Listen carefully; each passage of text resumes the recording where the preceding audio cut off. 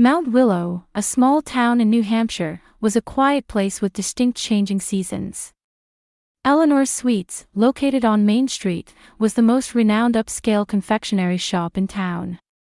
The owner, Eleanor Morgan, was absorbed in putting the finishing touches on macarons as the afternoon sunlight streamed into her shop.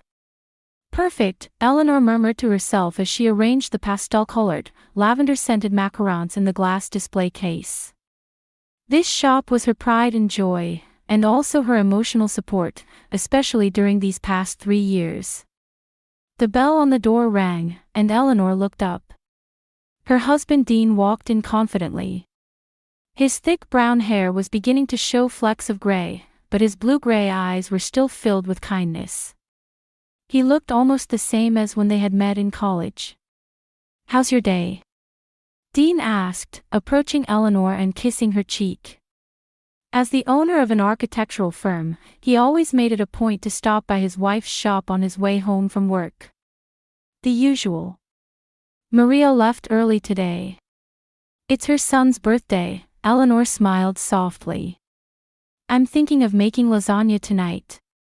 The couple sat at a table in the back of the shop and talked about the events of the day.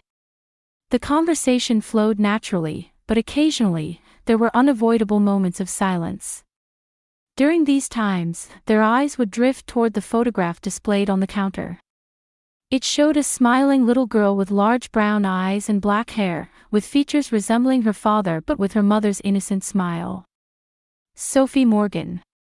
Their daughter who had lost her life at just 5 years old, 3 summers ago. The memory of that night was still etched in Eleanor's mind.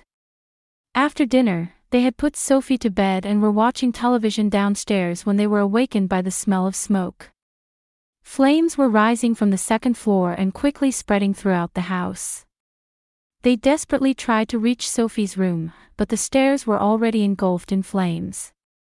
When firefighters arrived and dragged Eleanor and Dean out of the building, they were still screaming, "Our daughter! Our daughter is still inside." But the flames were too intense, and rescue was impossible. The next morning, the small body found in the ashes was barely recognizable. DNA tests confirmed it was indeed their daughter Sophie. The cause of the fire was determined to be an electrical system malfunction, but Eleanor continued to blame herself. If only she had noticed sooner, if only she had made it to her daughter's room more quickly. After the tragedy, their marriage was in crisis. Eleanor in particular fell into a deep depression and stayed at a friend's apartment for several months. And the attitude of Dean's parents, Miriam and George, only made matters worse. "If you had been more careful, this wouldn't have happened," Miriam said to Eleanor one day. It wasn't a direct accusation, but there was clearly blame behind her words. Dean's parents were always strict people who demanded a perfect family, and they had high expectations for their son's wife as well. Sophie's death was, in their eyes, proof of Eleanor's failure. The relationship between Dean and Eleanor was at its coldest 6 months after the fire, when Dean's sister Cassandra suddenly cut off contact and moved to the countryside. Unmarried and with a history of mental health issues, Cassandra had mourned her niece's death particularly deeply. She had adored Sophie, so her death was probably an unbearable grief for her. But time gradually brought healing. Eleanor reopened her confectionery shop, and Dean continued to support her. They moved to a new house and tried to reclaim their normal lives bit by bit. Though the wounds remained unhealed, the couple was trying to find a way to move forward together. Sophie's photograph was displayed both on the shop counter and in their living room, and her presence continued to accompany them in their daily lives. Grief came in waves, but somehow they managed to get through it. "How about watching a movie tonight for the first time in a while?" Dean suggested. "That new romantic comedy is getting good reviews." Eleanor nodded slightly. "That sounds nice." As they left the shop, Eleanor, as always, glanced at her daughter's photograph. "Good night, Sophie," she whispered in her heart. "Mommy and Daddy love you." The door closed, and Eleanor and Dean headed home. They were still on the road to recovery, but at least now they were together. On an October evening as autumn was setting in, Eleanor was wiping down the display case, preparing to close the shop. Outside the window, the street trees were beginning to turn red and yellow, and passers-by were gradually starting to wear light coats. As she was polishing the glass, something moved at the edge of her vision. A small girl had stopped outside the shop and was peering into the display window. She appeared to be about 7 or 8 years old, wearing dirty clothes, with messy black hair. When Eleanor made eye contact, the girl drew back in surprise. In that moment, Eleanor felt her chest tighten. The girl's face looked familiar. From somewhere. Before she could think, the girl hurriedly ran away. Eleanor tried to call out, but no voice came. She stared out the window, watching the girl's figure disappear around the corner of the street. What was that about? After locking up the shop, Eleanor headed home. Her mind was filled with thoughts of the girl she had just seen. She sensed something odd but couldn't put her finger on what it was. "I'm home," she called out upon arriving at the house. "Welcome back." "I'm cooking today," Dean's voice replied from the kitchen. Eleanor smiled when she saw Dean cooking with an apron on. He had been trying to improve his cooking skills lately. This, too, was part of their new normal. "That's perfect." "I was feeling tired," Eleanor said, sitting down on the living room sofa. When dinner was ready, they sat at the dining table. The lasagna Dean had made wasn't as bad as it looked. The vegetables were a bit hard, but it was warm and delicious. "Yes, you've definitely improved," Eleanor praised him honestly. "I've been watching cooking videos on YouTube," Dean replied, looking a bit embarrassed. "But it's still nowhere near as good as your lasagna." During dinner, Dean raised his wine glass and said with a slightly tense expression, "Hey, Elle. There's something I've been thinking about." Eleanor noticed her husband's serious expression and put down her fork. "What is it?" Dean took a deep breath and continued. "What do you think about considering a child again?" At those words, Eleanor froze. A child. That had been a topic they had avoided. "You want another one?" Her voice was small. "We're not forgetting Sophie," Dean quickly said. He took his wife's hand. "But it's been 3 years now. We're still young. I think it might be time to expand our family again." Eleanor tried to speak, but no words came out. Complicated emotions swirled inside her. Guilt, fear, and a small hope. "You don't need to answer right now," Dean said gently. "I just want you to think about it." Eleanor nodded slightly. "I'll think about it." After dinner, they were watching television in the living room. In Eleanor's mind, Dean's words and the face of the girl she had seen earlier kept appearing and disappearing alternately. Another child. The thought was terrifying, yet at the same time, it lit a small flame of hope in her heart. Around 9 p.m., the phone rang. Dean picked up the remote control and turned down the volume on the TV, and Eleanor answered the phone. "Is this Eleanor Morgan?" The male voice was official and somewhat tense. "This is Detective Parker from the Mount Willow Police Department. I'm sorry to inform you that your daughter has been in an accident and has been taken to the hospital." The blood drained from Eleanor's face. "What did you say?" "Your daughter was in a traffic accident. She's currently being transported to Maryland General Hospital. Fortunately, her life is not in danger." Eleanor's hand trembled. "What do you mean?" "Our daughter." She faltered, took a deep breath, and continued.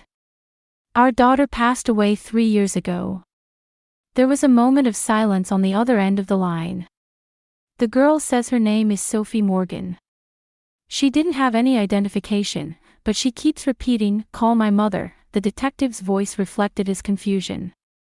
Eleanor felt as if she might collapse. The room began to spin, and she leaned against the wall for support. "Elle, what's wrong?" Dean approached, looking concerned. "Dean." Eleanor said with a trembling voice. It's the police. They say Sophie. Sophie is at the hospital. The blood drained from Dean's face. What did you say? Eleanor told the detective, we'll be right there. After hanging up, Eleanor and Dean stared at each other. Unspoken questions hung in the air between them. It must be some mistake. Dean was the first to speak. That's impossible. But Eleanor remembered the girl she had seen outside the shop. The girl I saw in front of the shop today, there was something familiar about her. Dean grabbed his coat and car keys. Let's go to the hospital anyway. In the car, they maintained silence. Eleanor's mind was like a storm. It's impossible, she told herself. The DNA test confirmed it. Sophie is dead. And yet, in a corner of her heart, a spark of hope had begun to ignite. If it really is Sophie. Eleanor murmured softly. Dean nodded firmly, his eyes fixed on the road. But that's impossible. Let's prepare ourselves. Eleanor looked out the window. Moonlight filtered through the clouds, illuminating the road. She remembered that a similar moon had been out the night of the fire 3 years ago. After parking in the hospital lot, Eleanor and Dean hurried to the emergency entrance. Detective Parker was waiting for them. Mr. and Mrs. Morgan, this way, he guided them to the pediatric ward. Walking down the white corridor, Eleanor's heart was pounding rapidly. She still couldn't tell if this was reality or a cruel joke. Dr. Harper, the attending physician, greeted them outside the room. Mr. and Mrs. Morgan. The situation is complex, but the girl's injuries are minor. She was hit by a car, but fortunately, there are no fractures or serious internal injuries. However, I'm concerned about her mental state. She's extremely frightened. Is she really our daughter? Eleanor asked cautiously. The doctor chose his words carefully. She clearly recognizes you both, and her name matches. But I can't say for certain. We're scheduled to do a DNA test tomorrow. Eleanor gripped Dean's hand tightly. Outside the hospital room door, Eleanor felt as if her feet had taken root in the ground, unable to move. Was it really her daughter on the other side of the door? Or was this all a cruel mistake? It's okay, Dean placed his hand on her back and whispered in a low voice. We're together. Eleanor took a deep breath. With trembling hands, she turned the doorknob and slowly opened the door. The room was dimly lit, with moonlight filtering in through the window. A small figure lay on the bed placed in the center of the room. As they approached the bed, Eleanor and Dean gasped. There was indeed a little girl there. She had a cast on her right leg and left arm, and scrapes on her face, but her features were unmistakably. Sophie. Eleanor's voice trembled. The girl opened her eyes. Large brown eyes, clouded with fatigue and fear, looked at Eleanor. After a moment of silence, the girl's lips quivered, and a small voice escaped. Mommy. The moment she heard that word, Eleanor's knees went weak. Dean supported her, and they both sat in chairs placed beside the girl's bed. Is it really you? Sophie? Eleanor asked, unable to believe it. The girl quietly nodded. And suddenly, tears welled up in her eyes. Mommy, I was scared. The girl said in a trembling voice. Don't take me away. I don't want to go back to those people. Eleanor instinctively moved forward and took the girl's small hand. The touch of her skin, that warmth, it was undeniably her daughter's. Eleanor was overwhelmed by a wave of emotion, and her tears wouldn't stop. Sophie, it really is you, she squeezed her daughter's hand tightly. I'll never let you go again. Dean also moved to Sophie's bedside and carefully stroked her head. Daddy's here too, Sophie. Everything's going to be okay now. The family of 3 was enveloped in emotions that couldn't be put into words. Joy, relief, and confusion and anger. What had happened during these 3 years? How was their daughter here now when she was supposed to be dead? What happened? Dean quietly asked. What happened the night of the fire? At that question, they felt Sophie's body tense. She cowered fearfully and leaned toward Eleanor. That's okay for now, Eleanor quickly said. Sophie, you don't have to push yourself. You're safe now. From the corner of the room, Dr. Harper discreetly cleared his throat. May I have a word with you too? Eleanor and Dean reluctantly left Sophie's side and moved to the corner of the room. We'll conduct DNA testing first thing tomorrow morning, the doctor explained in a low voice. And the police would like to speak with her as well. However, considering the girl's mental state, a specialized counselor should be present. Dean nodded with a stern expression. If she really is our daughter, then someone abducted her for 3 years. And another child was. He choked on his words. The doctor nodded understandingly. We'll cooperate to ensure that all questions are answered. Will you both be staying here tonight? Of course, Eleanor answered immediately. I don't intend to leave my daughter. I'll have a cot prepared for you, the doctor said, and quietly left the room. Eleanor and Dean sat on either side of Sophie's bed. The girl looked exhausted but held their hands tightly. Mommy, Daddy. Sophie whispered before falling asleep. Did I really come back? This isn't a dream, is it? It's not a dream, Sweet Pea, Dean called his daughter by her nickname. We won't be separated again. Sophie eventually fell asleep, but Eleanor and Dean couldn't sleep. They just gazed at their daughter, occasionally exchanging glances. Unspoken questions and anger swirled in those glances. Who could have taken their daughter? And who was the child who supposedly died in the fire? As dawn broke and the morning sun began to shine through the hospital room window, Sophie woke up.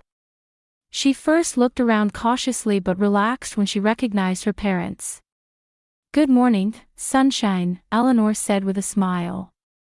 Her eyes looked tired, but her face was filled with happiness.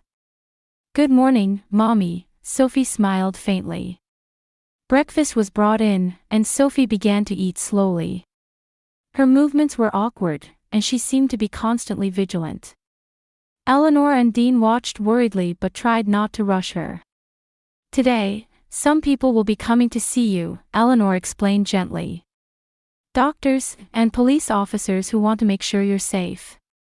Don't be afraid. We'll be right here with you. Sophie nodded anxiously. Those people won't come, will they? Those people. Dean leaned forward. Who do you mean, Sophie? But at that moment, there was a knock on the door, and Dr. Harper entered along with a female police officer and a middle-aged woman. Good morning, the doctor greeted cheerfully.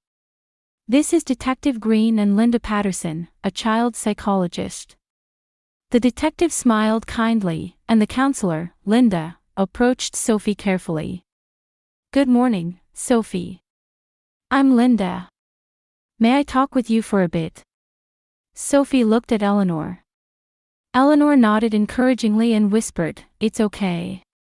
After the DNA test procedures were completed, Linda needed to speak with Sophie alone, so Eleanor and Dean had to wait in the hallway.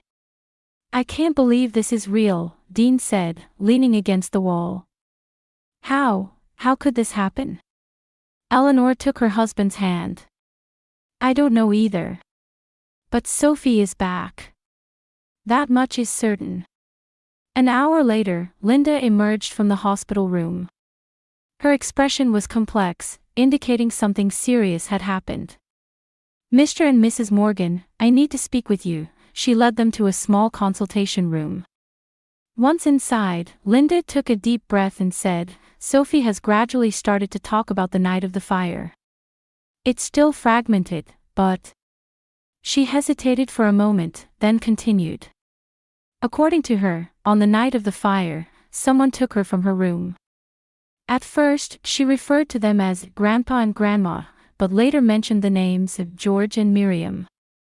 Do these names mean anything to you? Dean's face went pale. They're my parents. Eleanor gasped. Miriam and George took Sophie. But why? Linda nodded gravely. According to her, on the night of the fire, they took her out of the house and told her, "Don't go back home." Then they took her to Aunt Cassandra's house. Cassandra. Dean was at a loss for words. My sister. I can't believe it. Dean held his head in his hands. My own parents and sister, doing something like this. Eleanor was speechless. Various memories raced through her mind like a kaleidoscope. Miriam's cold gaze. The words, "if you had been more careful." Cassandra's sudden disappearance. And above all, their unnatural behavior after the fire. And your parents, ma'am? Linda quietly asked. My parents passed away 10 years ago, Eleanor answered mechanically. Her mind was full of confusion. At this point, Detective Green entered the consultation room. Her expression was stern, and she had a notepad in her hand. Could you provide the exact addresses of your parents and Cassandra? She asked immediately. We need to contact local police and begin an investigation. Though shaken, Dean provided his parents' address. But my sister. I don't know exactly where she is now. She said she moved to the countryside 3 years ago, but she didn't give me a specific address. When was the last time you had contact with her? About 1.5 years ago. We received a Christmas card. The postmark was from Portland, Maine. Detective Green noted this down. We'll work with state police to locate her. And also, she continued, choosing her words carefully, we need to review the fire investigation records, including the body that was supposedly identified through DNA testing. At those words, a heavy silence fell over the room. There was no doubt that a child had died in the fire.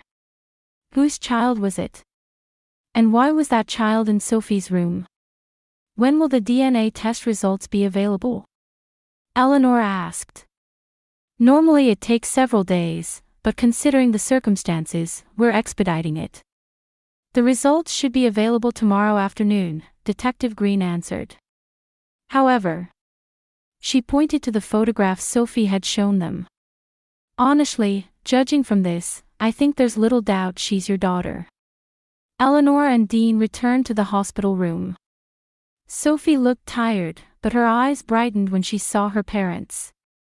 Mommy, Daddy, you came back. Eleanor gently touched her daughter's cheek.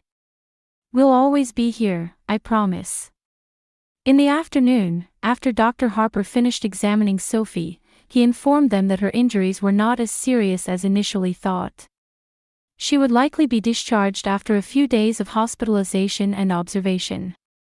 However, psychological care will be necessary, the doctor quietly added. She shows extreme anxiety and fear. I recommend professional counseling. That evening, after Sophie had fallen asleep, Linda spoke with Eleanor and Dean again.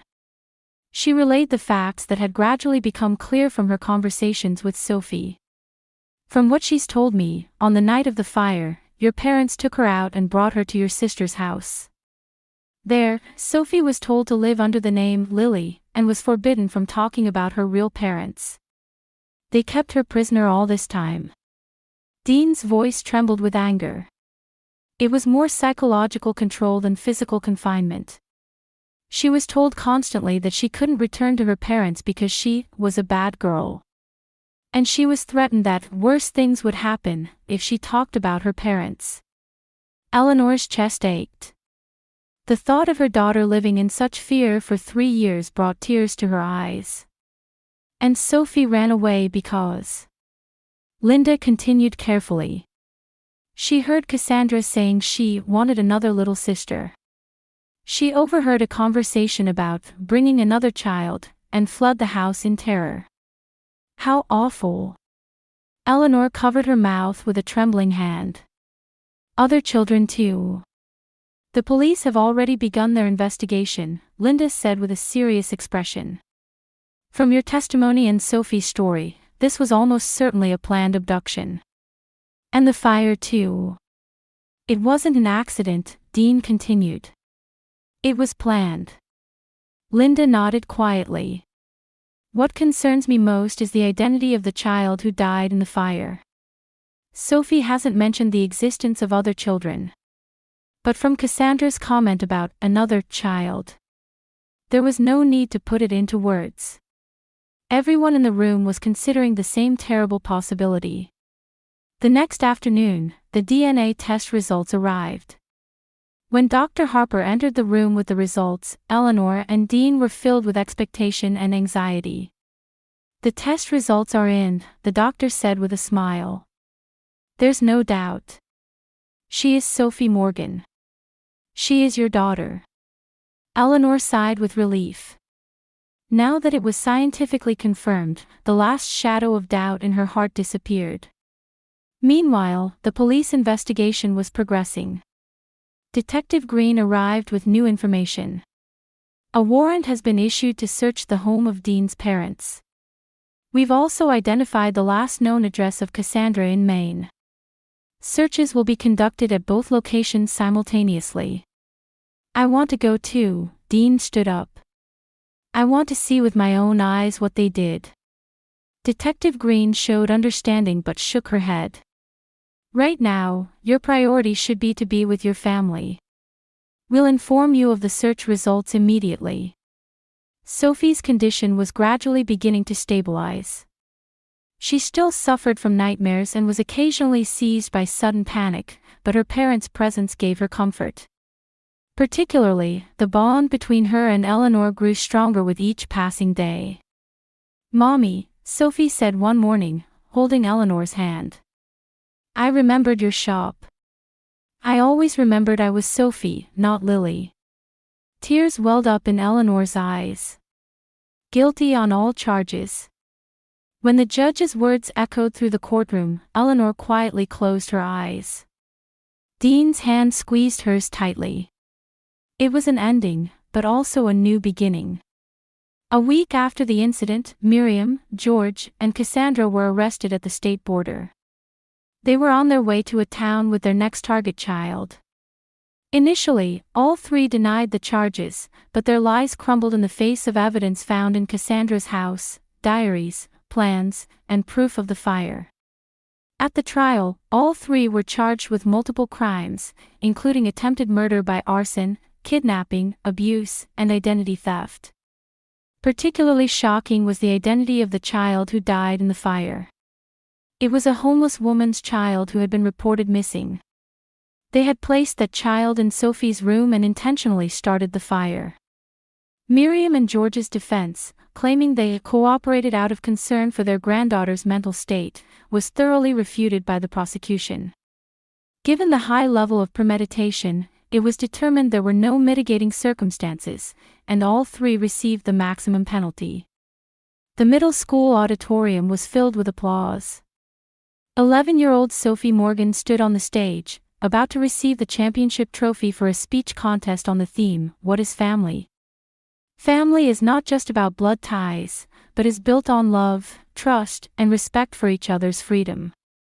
True family doesn't own but supports growth. Her words were met with loud applause from the audience. Tears welled up in Eleanor's eyes as she sat in the front row. It had been 3 years since then. Her daughter had overcome difficulties with strength beyond imagination. On the way home, Sophie suddenly stopped. "Mom, there's something I want to ask." Eleanor smiled gently. "Anything, sweetie. Can I write a letter to Aunt Cassandra?" Eleanor's eyes widened in surprise. Dean also looked at his daughter in astonishment. "Why?" Dean quietly asked. Sophie looked up at the sky. "I can't forgive her, but I want to know why it happened. I feel like I can't move forward without that." Eleanor and Dean exchanged glances. There was surprise, but also respect for their daughter's growth. Of course, Eleanor gently embraced her daughter's shoulders. "I respect your decision. A real family doesn't hurt each other, but respects each other's choices no matter what," Sophie repeated the words from her speech. "I understand that now, and that's why I am who I am today." The setting sun cast their long shadows on the road. The darkness of the past might never completely disappear, but they were walking in the light. Eleanor felt from the bottom of her heart that this was not the end, but a true beginning.